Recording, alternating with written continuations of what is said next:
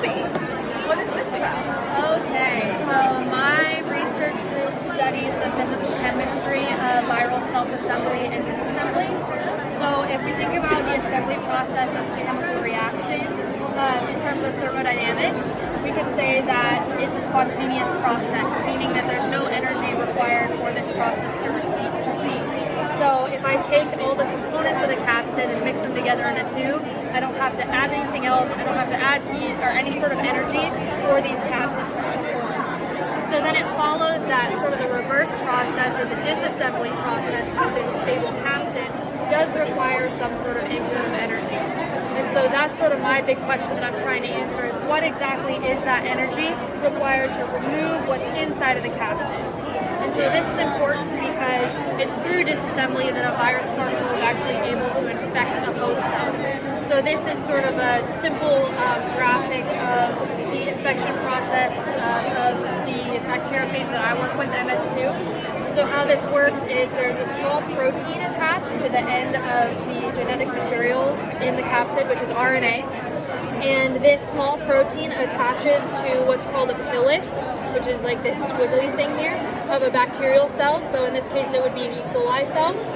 And then this pilus, via this small protein, actually physically pulls the RNA out of the viral capsid. And then once the RNA is inside the capsid, it's transcribed, and you ultimately end up with a bunch of these virus particles, and that's how you get infection. So in order to measure this and answer my question, we have to be able to use single particle techniques in vitro, meaning in a tube, not in a cell.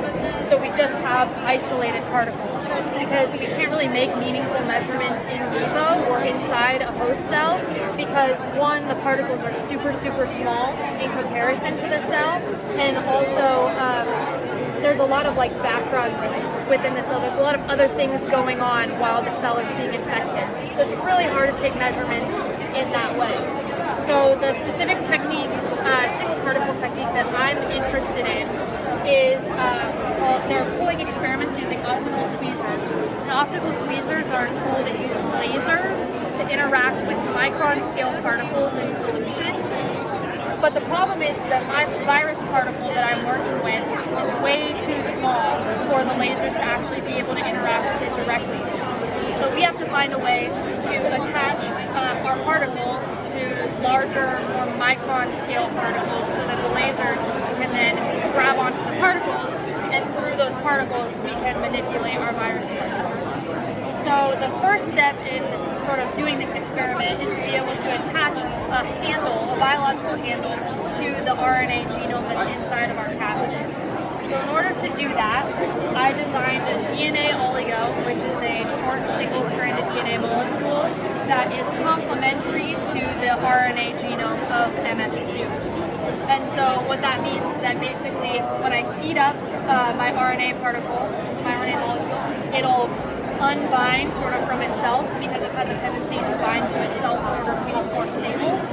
And so when I heat it up, these bonds will break apart, and then you cool it down, which allows this DNA oligo to then bind to that portion of the RNA that it's complementary to. So now what we have is this hybridized nucleic acid molecule.